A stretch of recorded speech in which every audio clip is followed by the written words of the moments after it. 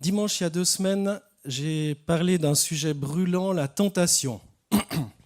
Chaque humain, chrétien ou non, doit faire face à la tentation de commettre le mal. Je crois qu'on est tous sujets à ça, à devoir lutter aussi, tant bien que mal. Et il y avait ce verset de Matthieu 26, 41 que vous voyez affiché. « Veillez et priez afin de ne pas entrer en tentation.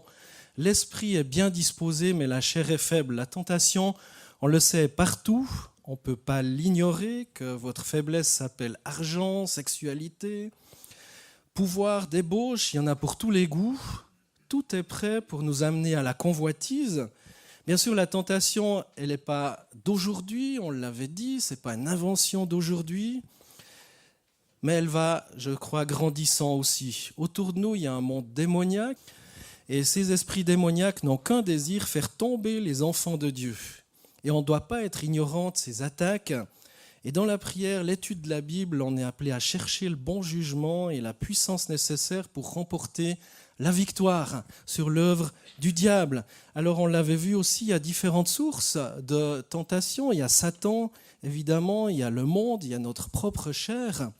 On doit lutter contre Satan, évidemment, contre le monde, mais aussi contre nos propres aspirations personnelles. Et on avait vu qu'il y avait des armes, au travers de l'exemple de Jésus, lorsqu'il a été tenté dans le désert par le diable.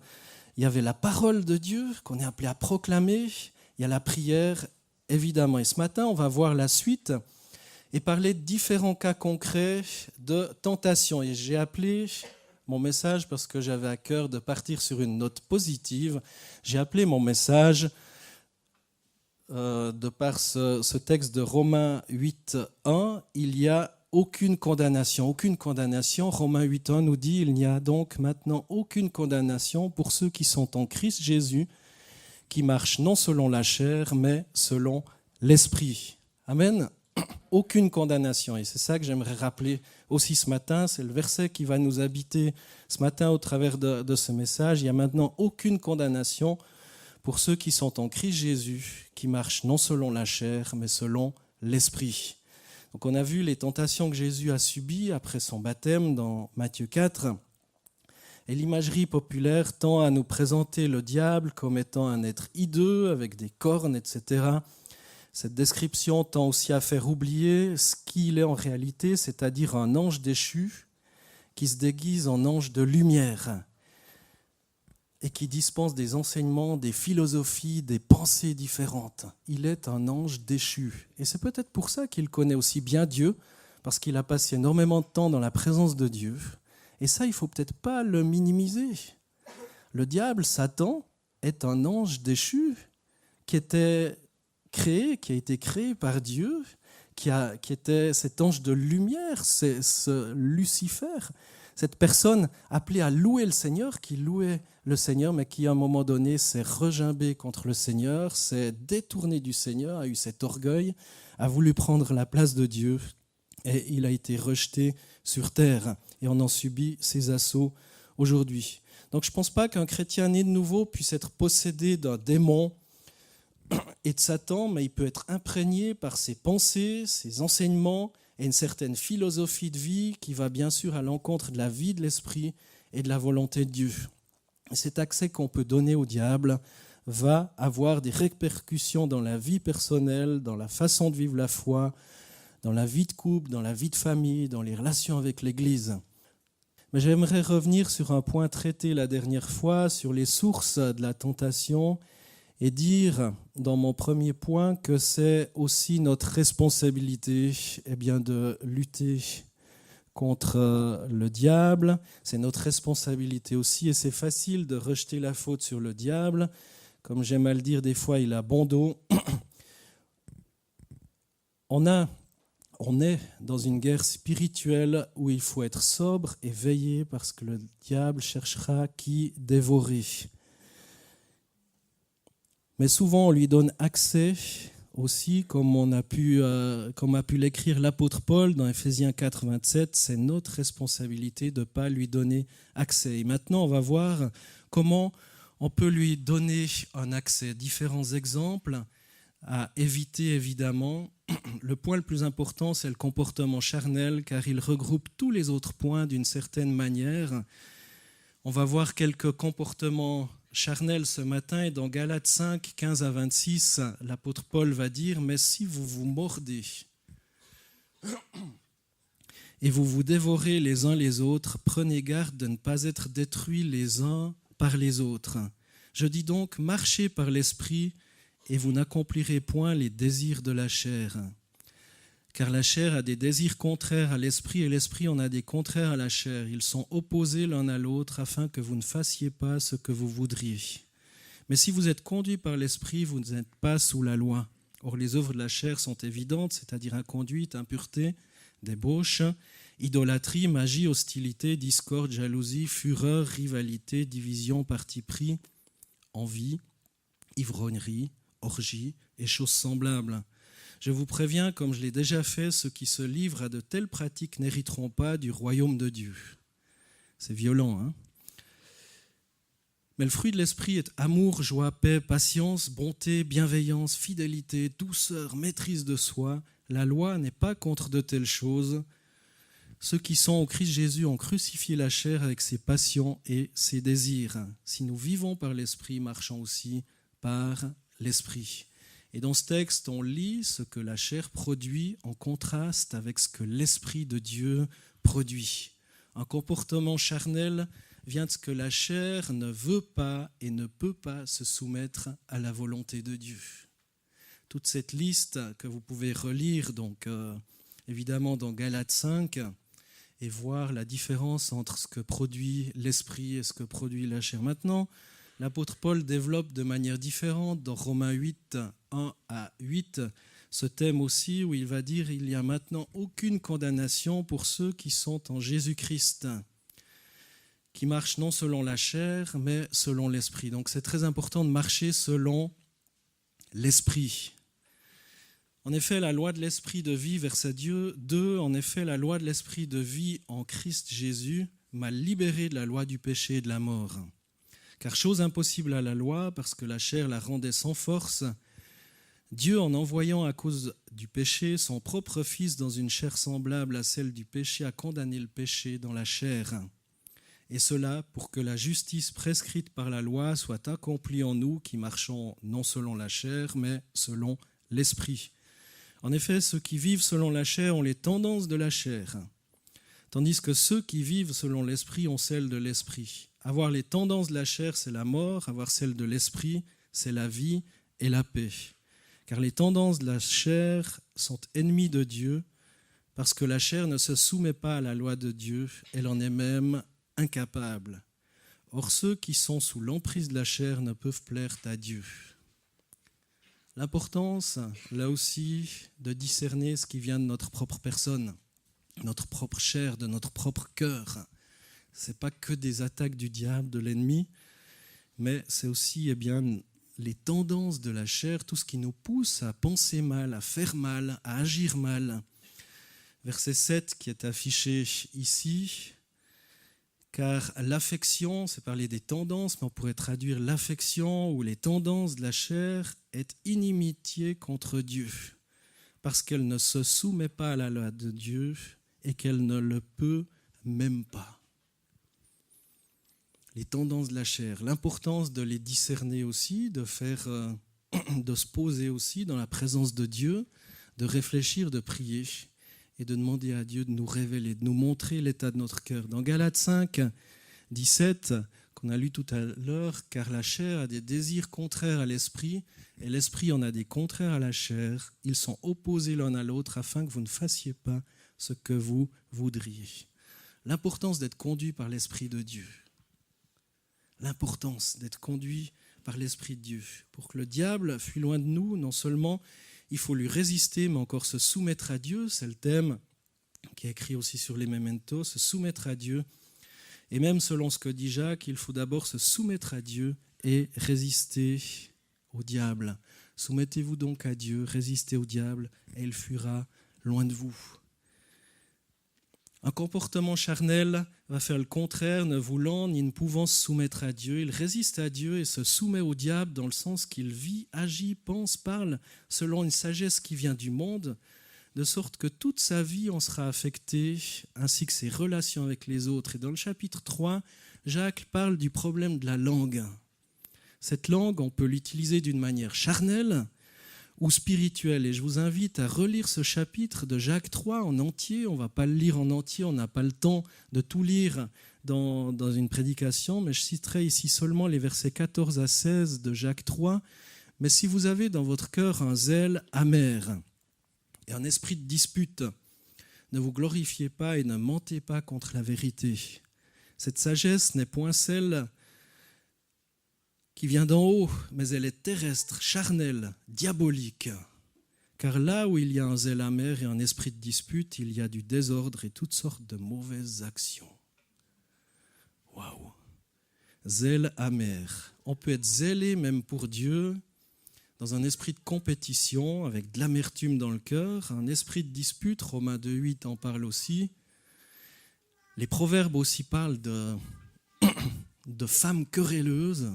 Je pense que les hommes querelleurs, ça marche aussi. D'esprit de dispute, de femmes querelleuses. Pourquoi la Bible, dans les proverbes, c'est marqué autant de fois ça? Je crois qu'il y a peut-être moyen à réfléchir, lieu à réfléchir aussi, de femmes, d'hommes qui sont remplis d'esprit de dispute, de querelles. Et c'est dit que tout ça, c'est charnel et diabolique. C'est pas le fruit de Dieu, c'est pas le fruit de l'esprit. On a vu ce que l'esprit produit. Mais c'est le fruit du diable. Et on n'a pas envie, on n'a pas à cœur, j'ai pas à cœur, vous n'avez pas à cœur d'être soumis à l'esprit du diable, mais à l'esprit de Dieu. Il y a aussi l'esprit de mensonge qui va susurrer des choses et faire croire des choses à des gens, même au sujet de Dieu, faire croire des choses. Et c'est comme un esprit de mensonge qui vient. Il y a différents textes dans la Bible qui en parlent. Il y a des sagesses terrestres, charnelles et diaboliques aussi, comme c'est écrit. On peut avoir plein de sagesse humainement parlant ou faire croire qu'on a plein de sagesse, mais ça ne marche pas. La description de l'apôtre Paul aux Galates est éloquente dans Galates 5, verset 19, qu'on a lu tout à l'heure. Alors j'ai mis à la croix différentes choses, et puis l'autre c'est une colombe ou un petit vu, enfin ça ne ressort pas tellement. Alors, vous pouvez vous amuser à essayer de les retrouver si vous avez une bonne vue, parce que c'est assez petit, et puis le bleu, je vois que ça se lit très mal. Or, les œuvres de la chair, sans ça, vous pouvez voir dans votre Bible, Galates 5, 19. Or, les œuvres de la chair sont évidentes, c'est-à-dire inconduites. Inconduite, c'est le mot porneia en grec. L'inconduite, c'est tout ce qui a lieu avec les choses de la chair, c'est-à-dire aussi des relations sexuelles, l'homosexualité, etc., l'inconduite, l'impureté, tout ce qui est relation hors mariage. Impureté, impureté aussi, en grec c'est akatarsia, c'est la luxure, la corruption. Il y a le mot débauche, en grec on peut le traduire par libertinage, grossièreté. Il y a l'idolâtrie, en grec c'est eidolatria, c'est les faux dieux, l'avarice, mammon. Intéressant, hein? On peut le traduire comme ça, la magie. Pharmakeia, c'est toutes les drogues. Pharmacie, pharmakeia, drogue, sortilège, empoisonnement, etc. L'hostilité, en grec, c'est eshtra, c'est toute la haine. C'est très fort, c'est une hostilité très forte, la haine. Discorde, eiris, c'est les querelles. La jalousie, c'est zélos. C'est marqué en zèle, amer, zélos. Fureur, rivalité, division, parti pris, envie, ivrognerie, orgie. Et puis l'apôtre Paul a mis etc., mais pour mettre etc., il a dit et choses semblables. Et choses semblables, parce que la liste n'est pas complète. L'être humain est relativement fort pour trouver ces choses. Et il va dire, je vous préviens, verset 21, je vous préviens, comme je l'ai déjà fait, ceux qui se livrent à de telles pratiques n'hériteront pas du royaume de Dieu. C'est pour ça que la mise en garde est importante. Parce que c'est pas juste comme ça, ouais, c'est pas cool, mais tant pis, quoi. C'est comme ça, c'est ma nature. Non, c'est marqué, Ceux qui se livrent, je vous préviens, comme je l'ai déjà fait, ceux qui se livrent à telle pratique n'hériteront pas du royaume de Dieu. C'est relativement trash. Donc l'importance aussi de réfléchir par rapport à ça. Et après, il termine avec, de façon relativement courte, le verset 22 de Galates 5, mais le fruit de l'esprit est amour. J'aurais pu regarder aussi comment c'était traduit, de quel mot grec c'était traduit. Amour, joie, paix, patience, bonté, bienveillance, fidélité, douceur, maîtrise de soi. Jacques nous parle aussi de la colère dans Jacques 1, 19 à 20, où il va dire que la colère n'accomplit pas la justice de Dieu, et il va dire même que la colère est pleine d'orgueil. Et si on demeure dans cet état d'esprit, refusant toute réconciliation, tout pardon, si on reste dans la violence, dans la haine, nos propres propos, eh bien on donne accès au diable qui va produire du trouble dans le cœur, va amener le divorce entre les conjoints, diviser les amis, les chrétiens, les pasteurs, les églises, jusqu'à se détruire les uns les autres finalement. Et en finalité, eh bien, faire l'œuvre du diable, l'œuvre du diviseur. Alors faisons attention à ce qu'on met aussi devant nos yeux. On a vu différents termes qui sont traduits d'une certaine manière, par exemple porneia, pornographie ou d'autres choses. Crucifions la chair avec ses passions, ses désirs, Galates 5, 24. Marchons selon l'esprit, Galates 5, 16. Semons pour l'esprit et non pour la chair, Galates 6, 8, Éphésiens 4, 17 à 32, etc., etc. Maintenant, si on va un petit peu plus loin, la Bible nous parle aussi d'esprit impur dans Matthieu 10, verset 1, par exemple. Puis Jésus appela ses 12 disciples et leur donna le pouvoir de chasser les esprits impurs et de guérir toute infirmité, des esprits d'impureté. En fricotant avec toute cette liste qu'on a lue tout à l'heure, eh bien on peut non pas être possédé d'un démon si on est un chrétien né de nouveau, mais on peut avoir un esprit impur qui vient sur notre vie et qu'il va falloir chasser tout simplement. Qu'il va falloir chasser. Regardez bien autour de vous, il n'y a jamais eu autant d'impureté. Elle est partout. On la connaît même dans bien des églises. Il y a des histoires d'adultère. Alors leur remède, veillons et prions. D'esprit de mensonge et de séduction aussi. La Bible en parle dans 2 Chroniques 18. Il y a des esprits de mensonge et de séduction. Et autour de nous, des esprits de séduction, de mensonge. Par exemple, c'était impossible qu'Hitler prenne le pouvoir si les chrétiens n'avaient pas voté pour lui. Ben oui, si la quantité de personnes qui se déclaraient pour Jésus-Christ n'avait pas voté pour lui, Hitler n'aurait pas été au pouvoir. Intéressant quand on vote. Pas voter pour une tête ou quelqu'un qui parle bien, mais peut-être se poser la question, eh bien, est-ce que cette personne, c'est la personne que tu veux, Seigneur Jésus? Combien de chrétiens se sont laissés séduire aussi? Veillons et prions.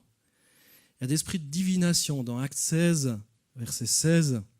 Un jour que nous nous rendions au lieu de prière, une esclave vint à notre rencontre. Elle avait en elle un esprit de divination. Et ses prédictions procuraient de grands revenus à ses maîtres.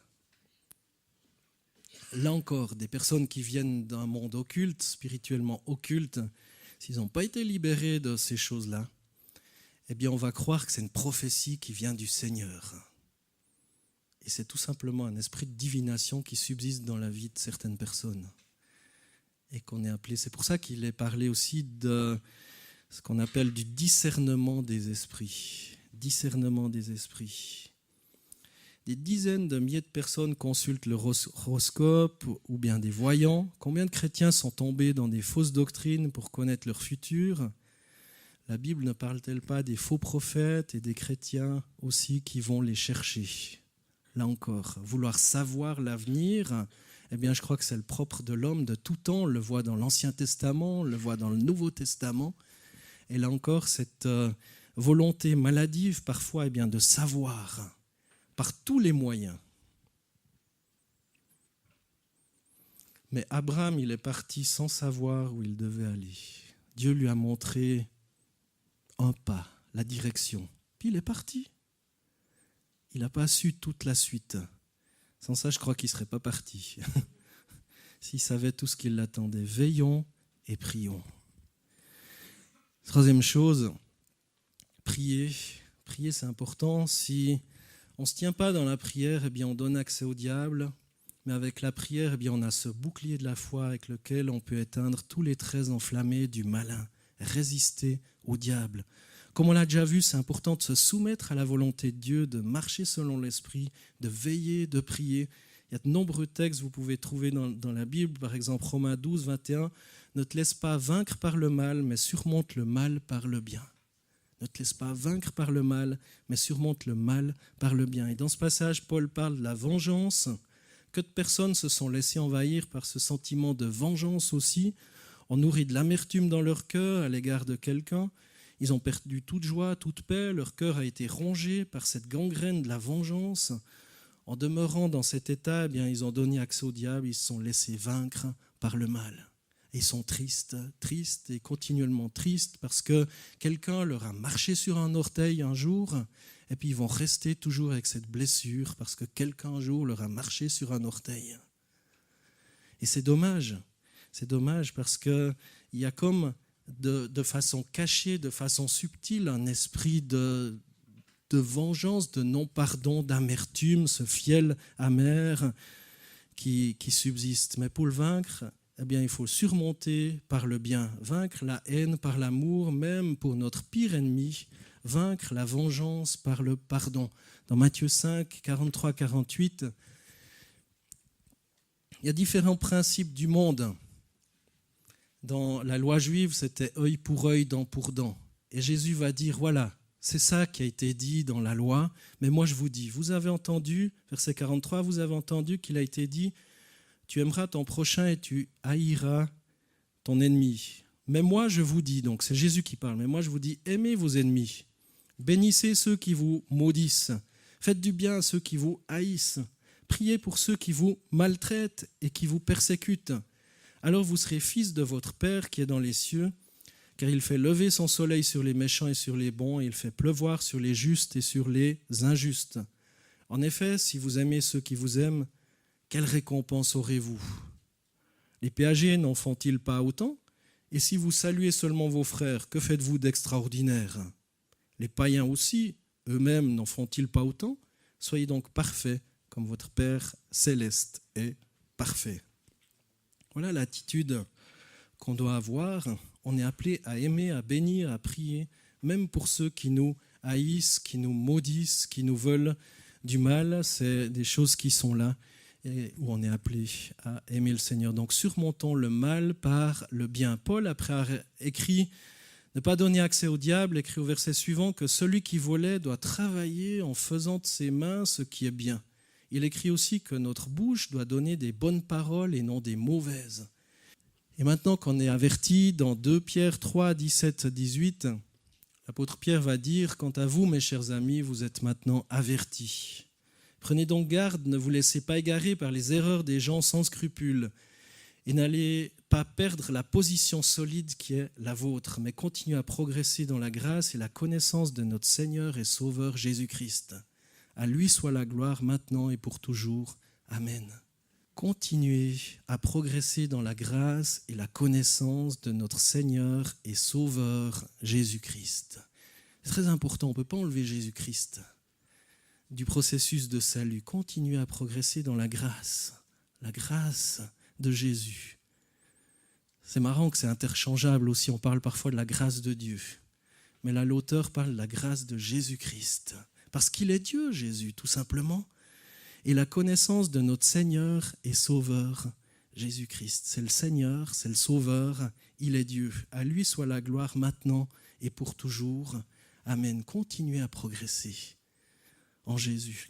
Alors en conclusion, notre responsabilité, c'est de refuser un comportement charnel, égocentrique et de prier. Parce que souvent, lorsqu'on veut satisfaire les désirs de la chair, eh bien, c'est qu'on veut se satisfaire soi-même.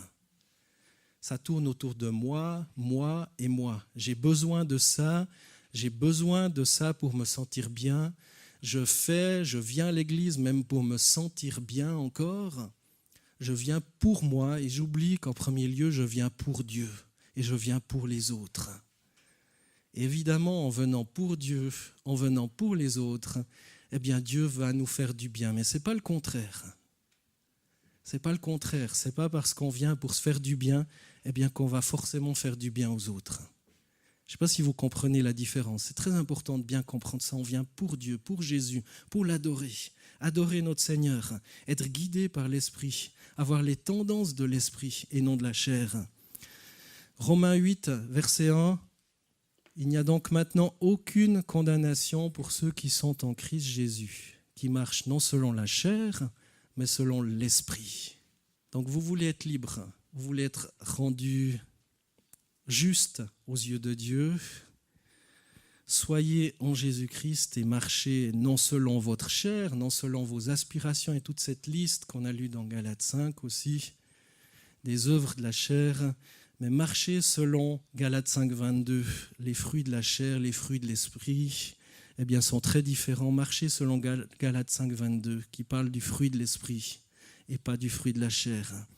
Libre de nos chaînes, c'est ce programme, ce processus qui nous est proposé au travers de tous ces textes qu'on a lus ce matin et qui termine un petit peu cette série de messages qu'on a commencé en janvier aussi par rapport à ces tentations, par rapport à toutes ces œuvres du diable aussi qu'on est appelé à discerner. Et je crois que c'est très important. On va terminer par la prière, ce temps de culte. Je vous invite à fermer vos yeux, à vous centrer sur Jésus, sur Dieu, sur son esprit. Très important à ce niveau-là de réfléchir et de se dire, Seigneur, où c'est qu'il y a dans ma vie les tendances de la chair ? Où c'est que, Seigneur, je suis appelé à discerner ce qui m'enchaîne, en quelque sorte une forme d'égoïsme, d'égocentrisme, où c'est pour mon bien, où j'oublie bien de te mettre en premier, Jésus.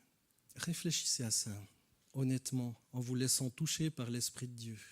Et en même temps, pour être libre, pour être dans ce plus aucune condamnation pour ceux qui sont en Jésus-Christ, bien, l'importance d'être soumis à Dieu. Être en Jésus-Christ, c'est être soumis à Dieu. Et de marcher non selon mon propre désir, mon propre plaisir, mes propres aspirations terrestres, mais selon les aspirations de Dieu pour ma vie ici-bas sur terre. Et ceux qui disent, Seigneur Jésus, ça je veux le mettre à la croix. Et je veux adopter le fruit de l'esprit pour cette partie-là de ma vie où je dois trop lutter. Levez-vous à votre place, simplement en disant, voilà, je veux être de ceux qui n'ont plus aucune condamnation parce qu'ils sont en Jésus-Christ. Si vous discernez des péchés, des choses que vous faites qui sont clairement de l'œuvre de la chair ou de la colère ou de l'orgueil ou une soif de vengeance, un zèle amer, de l'absinthe, quelque chose qui vous pousse à vouloir le mal de quelqu'un d'autre ou à tout simplement pas pouvoir lui pardonner. C'est dit de bénir ceux qui nous maudissent, ceux qui nous persécutent. Et s'il y a une personne maintenant, rien qu'en entendant ça, ça te fait mal à l'estomac, ça te fait la boule au ventre, lève-toi aussi et dis, mais j'ai envie que ça cesse, j'ai envie, Seigneur, que tu me donnes la force d'aimer, de bénir, d'être restauré. Seigneur Jésus, tu vois ces frères et sœurs qui se sont levés, tu les bénis, parce qu'il n'y a que toi qui peux agir dans leur cœur. Il n'y a que ton esprit qui peut les pousser, Seigneur, à laisser leur chair de côté, à être crucifiés avec toi et à ressusciter en nouveauté de vie et à te laisser faire dans ces situations difficiles, voire conflictuelles. Seigneur, restaure leur cœur et que, Seigneur, ils aient la force de marcher non selon la chair, mais selon ton esprit, comme tu nous y invites au travers de ta parole. Béni soit ton nom, Seigneur Jésus. Merci parce que c'est toi qui fortifie, qui pardonne, qui purifie, qui rend juste. Seigneur, tout pécheur repentant. Au nom de Jésus-Christ. Amen.